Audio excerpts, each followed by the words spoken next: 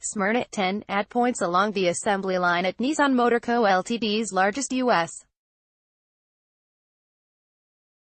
factory. Workers wheel trolleys past shelves selecting parts wherever they see a green or blue light.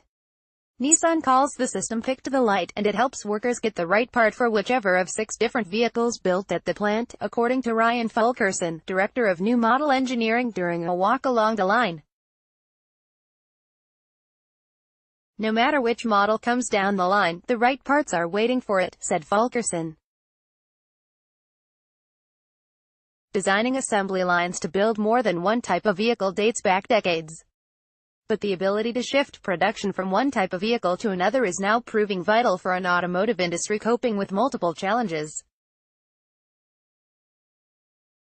Consumers around the world are shifting rapidly away from traditional sedans in favor of sport utility vehicles. The recent rise in U.S. gasoline prices is a reminder that a more serious oil price shock could make smaller vehicles popular again. Trade tensions and tariffs threaten companies that ship significant numbers of vehicles from one country to another. Weakening China sales, market stagnation in America, and fears of a full-blown trade war have only added to uncertainty, spooking auto investors.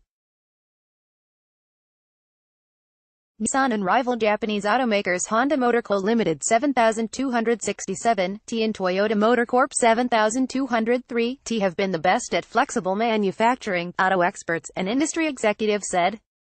Historically, Japanese automakers focused on interchangeable processes and platforms out of necessity, because one model for the Japanese market could not sustain an entire factory. U.S. and European automakers have worked to catch up. For example, Ford Motor Co's FN Kentucky truck plant makes some of its best-selling pickup trucks and large SUVs on the same platform, and is expected to hit full capacity this year. But General Motors Co GM, and illustrates some of the pitfalls of relying on single models.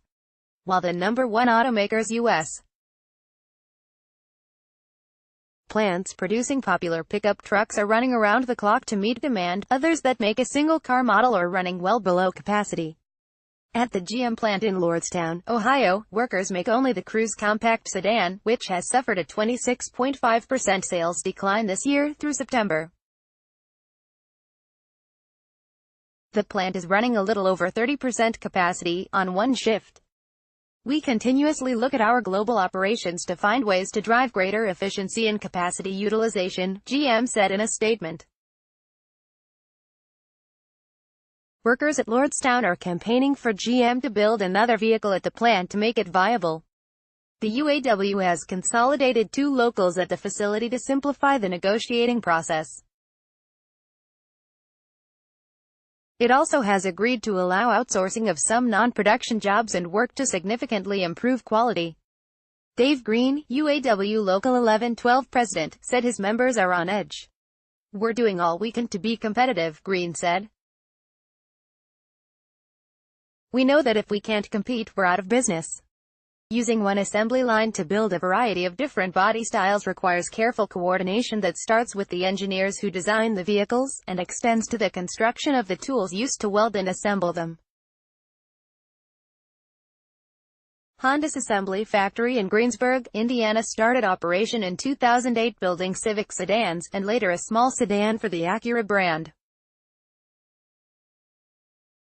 Last year, as sedan sales weakened and demand for SUVs soared, Honda decided to add production of its compact CR-V utility vehicle at Greensburg. Honda had designed the CR-V and Civic so they could be put together on the same line, but engineers and workers at the Greensburg plant had to make changes. Before the CR-V was introduced, Civic trunks and hoods were welded together by one group of machines, or cell, in the body shop. The metal pieces for the hood and trunk lid were placed in an industrial-strength Lazy Susan, and the same robots welded them both. However, the tailgate of the CR-V is a bigger piece that requires 37 more welds. The same system would not work for both the Civic and CR-V. An entirely new welding line to handle the CRV work would be too expensive, and the plant had no space, said Honda engineer Zach McCurdy during a tour of the plant.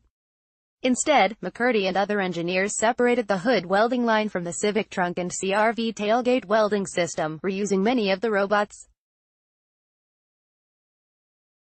The plant bought 10 more welding robots, fewer than originally proposed. During a planned production week-long shutdown, workers reconfigured the area of the welding shop. Honda has not pushed automation to the limit at Greensburg, managers at the plant said. Workers load parts by hand into fixtures that hold them in place so robots can weld them together. Such repetitive work could be automated, said the Greensburg plant's new model manager, Tom Hilfinger. But it does not pay off. People are more flexible, he said. The Nissan plant in Smyrna has 2 lines that can each produce 60 vehicles an hour. The plant's 8,000-plus workers make 6 different vehicles on 2 production lines here, 3 SUVs and 3 cars, including Nissan's best-selling, higher-margin Rogue SUV crossover. Last year Smyrna made 623,000 vehicles, more than 97% of its capacity, and it is running over 90% now. Auto plants need to operate at 80% of capacity or above to remain profitable. To keep Smyrna running at a high rate, Nissan last year exported 100,000 vehicles to 70 countries. The automaker still imports most of the Rogues it sells in the United States, to avoid idle production lines at plants in Japan and South Korea. U.S. President Donald Trump has threatened to impose auto tariffs of up to 25%. That would be a direct hit to companies such as Nissan, which imported 2/3 of the 310,000 Rogues it has sold in America during the first 9 months of this year. Dennis Laveau, who heads Nissan North America, declined to discuss the possibility of Trump's tariffs on imported vehicles. But when asked if Nissan could make those imported Rogues in the United States if faced with a massive supply chain disruption, Laveau said, "Sure, we can." Related video.